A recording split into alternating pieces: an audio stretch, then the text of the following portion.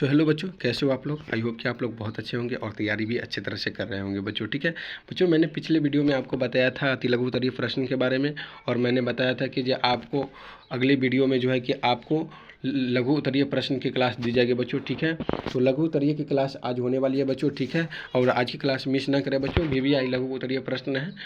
ठीक है, तो चलते हैं बच्चों कि लघु उत्तरीय प्रश्न को किस तरह से हल करना है और किस तरह से लिखना है जवाबों को बच्चों। ठीक है, तो चलते हैं बच्चों, बिना देर किए स्टार्ट करते हैं।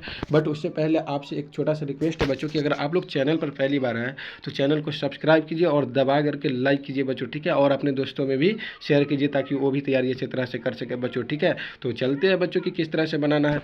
तो पहला क्वेश्चन से बच्चों, लघु उत्तरीय प्रश्न का पहला क्वेश्चन दे रखा है, जीवों के लिए पोषण क्यों अनिवार्य है। तो इसका जवाब जो है कि किस तरह से लिखना है, चलिए बच्चों देखते हैं। तो देखिए यहाँ पर लिखना है, जीवों के लिए पोषण संचालन वृद्धि टूट फाट रोकने के लिए कार्यों को जीवों का ऊर्जा की आवश्यकता होती है। ठीक है, ऊर्जा को प्राप्त करने के लिए खाद्य पदार्थों की जरूरत होती है। ठीक है, जो पोषण की क्रिया द्वारा प्राप्त होती है, इसीलिए जीवों के लिए पोषण अनिवार्य है बच्चों। ठीक है, बस इतना ही इसका जवाब लिखना है बच्चों। ठीक है, तो कह रहा है अगला क्वेश्चन है, पोषण की परिभाषा दीजिए। तो पोषण की परिभाषा किस तरह से देना है आइए समझते हैं।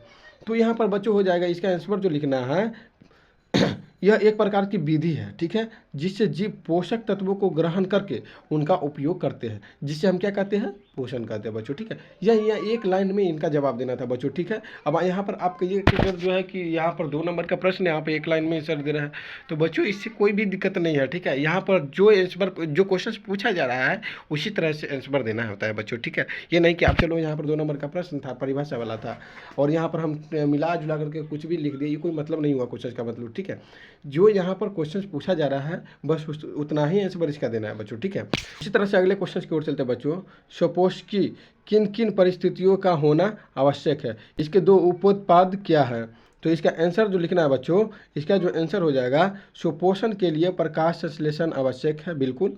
ठीक है, और आगे लिखना है बच्चों, हरे पौधे सूर्य के प्रकाश की उपस्थिति में क्लोरोफिल नामक वर्णक CO2 और जल के द्वारा कार्बोहाइड्रेट का निर्माण करते हैं, इस क्रिया में ऑक्सीजन गैस बाहर निकलती है। बस इतना ही आंसर इसका भी लिखना था बच्चों। ठीक है, उसी तरह से अगले क्वेश्चन की ओर चलते हैं बच्चों। अगला क्वेश्चन क्या कह रहा है, अगला क्वेश्चन कह रहा है, प्रपोषण से आप क्या समझते हैं।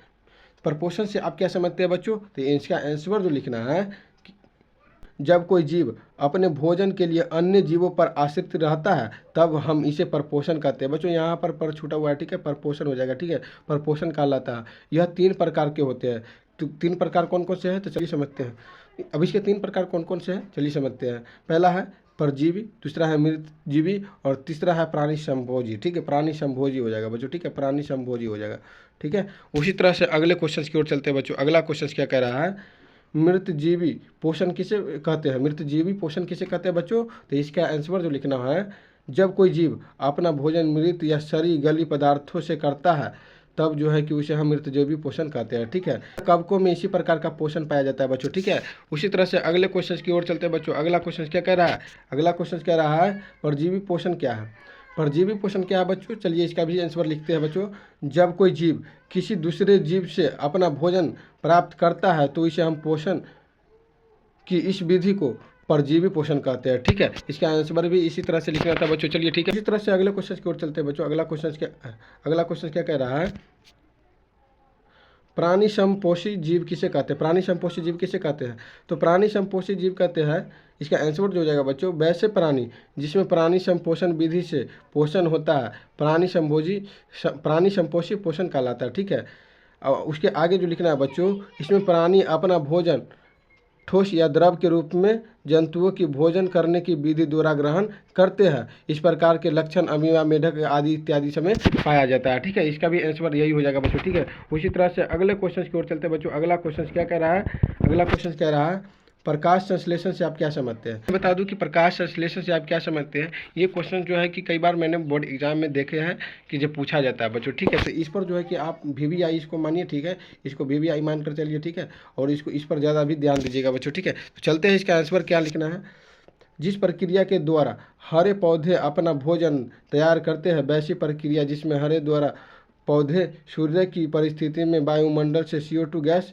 तथा जमीन के जल एवं खनिज लवण लेकर भोजन बनाती है, इसे हम प्रकाश संश्लेषण कहते हैं। ठीक है, प्रकाश संश्लेषण कहते हैं। ठीक है, इसका भी आंसर यही हो जाएगा बच्चों। ठीक है, आप स्क्रीनशॉट भी ले सकते हैं बच्चों। ठीक है, चलते हैं अगले क्वेश्चन की ओर चलते हैं बच्चों। अगला क्वेश्चन क्या कह रहा है? अगला क्वेश्चन कह रहा है पत्तियों को प्रकाश संश्लेषी अंग क्यों कहा जाता है? तो चलिए समझते हैं बच्चों कि पत्तियों को प्रकाश संश्लेषी अंग क्यों कहा जाता है। इसका भी आंसर किस टाइप से लिखना है, चलिए समझते हैं। प्रकाश संश्लेषी की क्रिया शुरू से अंत तक क्लोरोप्लास्ट में ही होती है। ठीक है, क्लोरोप्लास्ट में वर्णक पाए जाते हैं। ये अधिक पौधे के पत्तियों में ही पाए जाते हैं, इसलिए पत्तियों को प्रकाश संश्लेषी अंग कहते हैं। बच्चों यहाँ पर सिंपल इसका जवाब देना था। पत्तियों को प्रकाश संश्लेषी अंग इसलिए कहा जाता है क्योंकि पत्तियों में जो होता है कि क्लोरोप्लास्ट की वर्णक अधिक पाए जाते हैं। ठीक है, जिसके कारण जो है कि पत्तियों को प्रकाश संश्लेषी अंग भी कहा जाता है। ठीक है, इसका भी आंसर यही हो जाएगा बच्चों। ठीक है, उसी तरह से अगले क्वेश्चन की ओर चलते हैं। अगले क्वेश्चन क्या कह रहा है बच्चों? अगला क्वेश्चन कह रहा है भोजन के पाचन से आप क्या समझते हैं? भोजन के पाचन से आप क्या समझते हैं? तो यहाँ पर इसका आंसर हो जाएगा बच्चों वह प्रक्रिया जिसमें एंजाइमों की सहायता से जटिल भोज्य पदार्थ को सरल अणुओं के रूप में अपघटित किया जाता है, जिससे ये अवशोषित होकर हमारी कोशिकाओं में प्रवेश कर सके, पाचन कहलाती है। ठीक है, ये बस इतना ही इसका आंसर लिखना था बच्चों। ठीक है, उसी तरह से अगले क्वेश्चन की ओर चलते हैं बच्चों। अगला क्वेश्चन क्या कह रहा है? मनुष्य के मुख गुहा में कितनी जोड़ी लाल ग्रंथियां पाई जाती है और कौन कौन से, उनके नाम लिखे। ठीक है, तो यहाँ पर देखिए बच्चों कि मनुष्य के मुख गुहा में जो है कि 3 जोड़ी लाल ग्रंथियां पाई जाती है, जो कि इस तरह से यहाँ पर दे रखा है बच्चों। ठीक है, पहला जो है कि पैरोटिड ग्रंथि, दूसरा आपको मिल जाएगा सबमैंडिबुलर ग्रंथि। ठीक है, और तीसरा है सबलिंगुअल लाल ग्रंथि हो जाएगा बच्चों। ठीक है, उसी तरह से जो है कि अगले क्वेश्चन की ओर चलते हैं बच्चों। अगला क्वेश्चन क्या कह रहा है? अगला क्वेश्चन कह रहा है मनुष्य में अमाशय कितने भागों में बांटा होता है? मनुष्य में अमाशय कितने भागों में बांटा होता है बच्चों? उनके भी नाम लिखना है यहाँ पर। चलो ठीक है, इस पर हो जाएगा बच्चों। अमाशय मनुष्य का प्रमुख पाचन अंग है। ठीक है, यह चौड़ी थैली के समान रचना है जो उदर गुहा के बाईं ओर से शुरू होकर अनुप्रस्थ दिशा में फैली होती है। इसे 3 भागों में बांटा गया है। इसे कितने भागों में बांटा गया बच्चों? तो 3 भागों में बांटा गया। तो 3 भागों में कौन कौन से हैं? तो पहला हो जाएगा बच्चों कि कार्डियक। कार्डियक में क्या आता है बच्चों कि अमाशय का अग्रभाग आता है कार्डियक में। ठीक है, दूसरा हो जाएगा कि फुंडिका। फुंडिका में आ जाता है बच्चों अमाशय का मध्य भाग आता है। यहाँ पर तीसरा हो जाएगा बच्चों पाइलोरिक। ठीक है, पाइलोरिक में क्या होता है बच्चों? अमाशय के पिछला भाग आता है। ठीक है, उसी तरह से अगला क्वेश्चन से बच्चों मनुष्य में छोटी आंत की लंबाई कितनी है? छोटी आंत के 3 भागों के नाम लिखे। तो इसका आंसर किस तरह से लिखना है, ये समझते बच्चों। यहाँ पर लिखना है आंसर, छोटी आंत आहार नाल या पाचन तंत्र का सबसे लंबा भाग है। इसका आकार बेलनाकार होता है। इस भाग में पाचन की क्रिया पूर्ण होती है। ठीक है, उसके बाद जो है कि लिखना है तथा पचे हुए भोजन का अवशोषण इसी में ही होता है। ठीक है, इसकी लंबाई जो है कि लगभग 6 मीटर लंबा तथा चौड़ाई 2.5 सेंटीमीटर होती है। ठीक है, छोटी आंत 3 भागों में बटे होते हैं। इनका पहला भाग जो होता है कि ग्रहणी होते हैं, दूसरा होता है कि जेजनम होता है, और तीसरा होता है कि इलियम होता है। इलियम का बिलाई भी से बोला जाता है बच्चों। ठीक है, ये रहा बच्चों आपके 13 के 13 लघु उत्तरीय प्रश्न जो कि सॉल्व हो चुके हैं। बच गए बच्चों दीर्घ उत्तरीय प्रश्न जो कि आपको अगले वीडियो में मिलेंगे बच्चों। ठीक है, तो आप लोग जो है कि जब तक चैनल पर बने रहें और चैनल को सब्सक्राइब करें बच्चों, और अगर आप चैनल पर पहली बार है तो चैनल सब्सक्राइब करें बच्चों और अपने दोस्तों में शेयर करें। तो मिलते हैं नेक्स्ट वीडियो के साथ बच्चों, तब तक के लिए धन्यवाद।